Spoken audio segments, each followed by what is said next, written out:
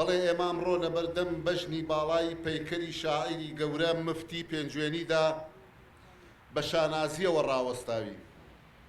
مفتی لە تەک هاوڕێی تەمەنی مامۆستا قانعی شاعیر هەرچەندە سروشتی کوردستان و شێوەی ژیانی خەڵکەکەی سەرچاوەی شێعرەکانیان بووە و تا ئاستێکی بەرچاو بە شێعرەکانیشیانەوە دیارە، هەر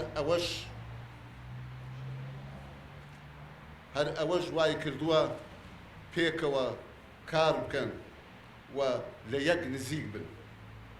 هاوکات لە زۆربەی شێعرەکانیشیاندا بۆ سۆی هەڵکروزاوی و سوتاوی ناو کۆمەڵی کوردەواریان هەڵگرتووە و پێوە دیارە و پێوە ئاشکرایە.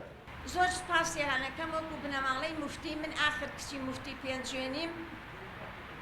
جا مفتی پێنجوێنی من ئاخر کچیم خۆی هەموو هەوڵێکی لە شعرەکانیان بۆ زانست و زانیاری بووە.